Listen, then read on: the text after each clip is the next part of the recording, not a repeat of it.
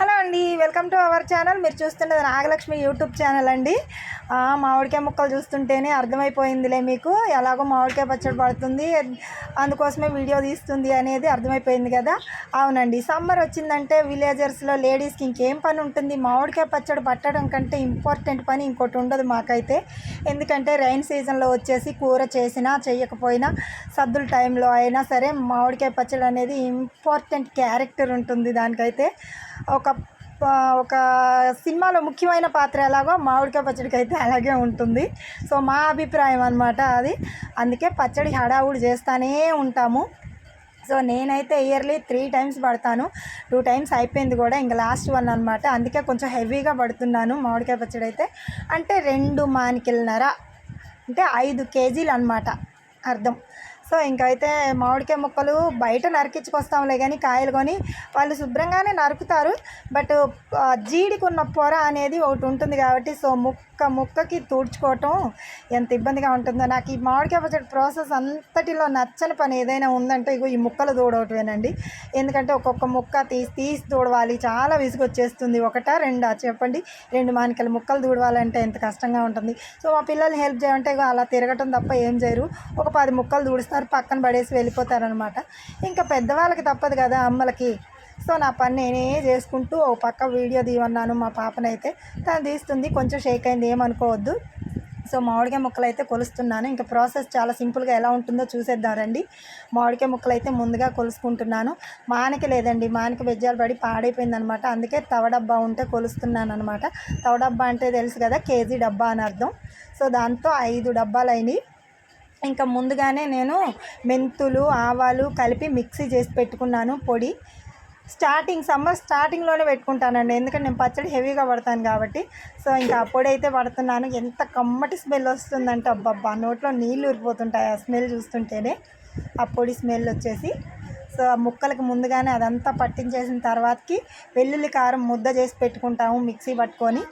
So ఆ వెల్లిపాయ గర్భాలు ఒలిసి పెడతాం కదా, సో ఆ గర్భం పంటి కింద పడ్డప్పుడు ఎంత కమ్మగా ఉంటుందో. అందులో మంచిది కూడా వెల్లుల్లిపాయలు.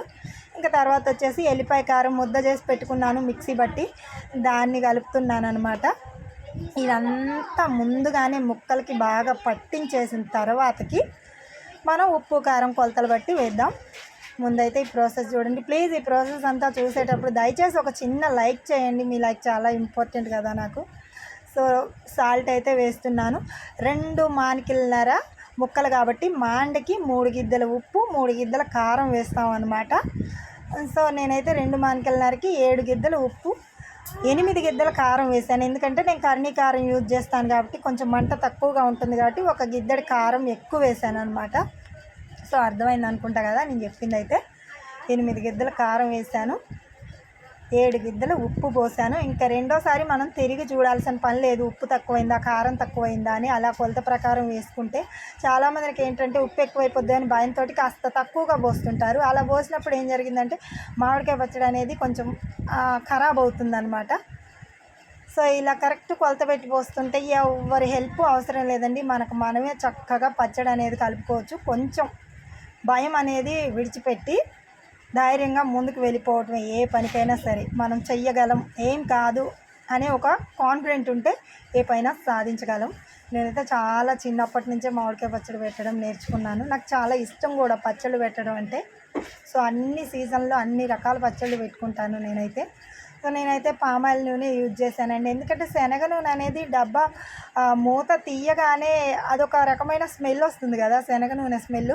సో మా పిల్లలు తినరు అనమాట, అందుకే నేను పామాయిల్ యూజ్ చేశాను ఈసారికి. పోయినసారి అయితే రిఫండ్ ఆయిల్ యూజ్ చేశాను, ఇప్పుడైతే సింపుల్గా పామాయిల్ యూజ్ చేశాను. కలుపుతుంటే ఎలాగుంది, ఎర్రగా అద్దరిపోతుంది కదా. మామిడికాయ పచ్చడి రారాజండి ఎంతైనా పచ్చళ్ళు అన్నిటిల్లో. సో నాకైతే చాలా ఇష్టం. మా పిల్లలు అయితే ఆవురమంటూ తింటారు మామిడికాయ పచ్చడి అంటే. కొంచెం నెయ్యి వేసుకొని లేదా ముద్దపప్పు చేసుకొని చక్కగా తినేస్తారు.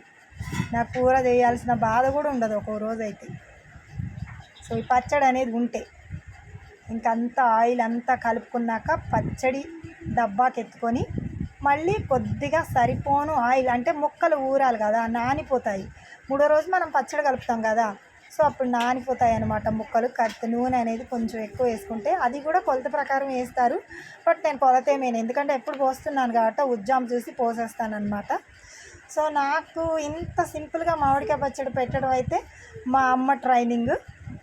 సో మా నాన్నగారు ట్రైనింగ్ గైడ్ చేసేవాళ్ళు తను, కానీ మా అమ్మ పెడుతుంటే దగ్గర నుంచి చూసేదాన్ని కాబట్టి ఇంత సింపుల్గా పెట్టడం నేర్చుకున్నాను అనమాట.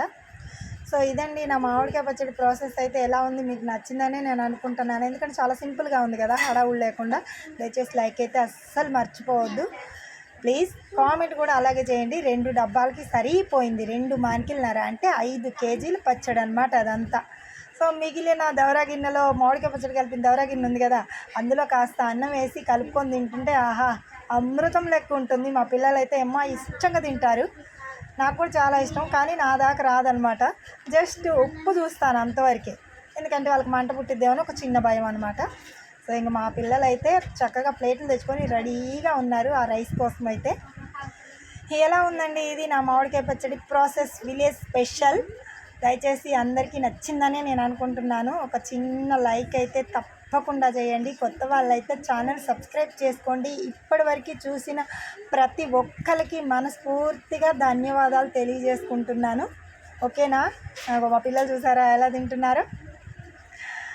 ఓకే అండి, bye, thank you so much.